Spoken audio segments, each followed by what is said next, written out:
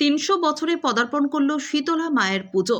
পূর্ব বর্ধমানের জামালপুর ব্লকের অন্তর্গত সাদিপুর গ্রামে শীতলা মায়ের পুজো অনুষ্ঠিত হলো। এই পুজোটি 300 বছরের প্রাচীন পুজো। প্রতিটি পাড়া থেকে বাদ্যযন্ত্র সহকারে মায়ের পুজো আসে। ছোট থেকে বড় সবাই শীতলা মায়ের পুজোতে আনন্দে মেতে ওঠে। এই পুজো 2 দিন ধরে অনুষ্ঠিত হয়। প্রতি বছর বৈশাখ মাসের 16 এবং 21 তারিখে শীতলা মায়ের পুজো অনুষ্ঠিত হয়। আমরা শুনে নেব আজকের এই শীতলা পুজো নিয়ে কি জানাচ্ছেন পুজো কমিটির সদস্যবৃন্দরা।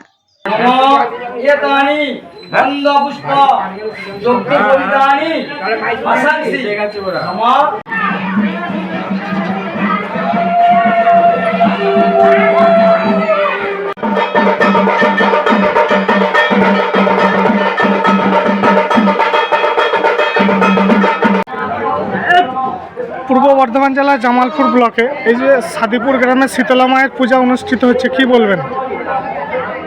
পুজো আমাদের খুব ভালো সুষ্ঠুভাবে হচ্ছে, ভালো পুজো হচ্ছে। আমাদের বাড়ি কমিটিও যথেষ্ট ভালো, আর কমিটির দিক থেকে কোনো অসুবিধে নেই। পুজো সবাই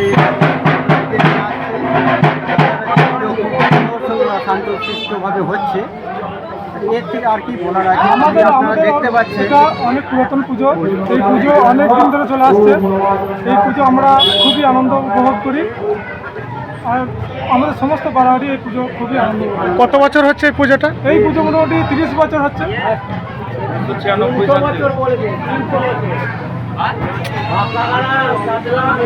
300 বছর 300 বছরের মধ্যে পাড়ায় আমরা গত 30 বছর আগে ভাই ভাই ঝগড়া করে ভাগ হয়ে গেছে। এই পাড়াটা হয়ে গেল আমাদের 30 বছর উদযাপন।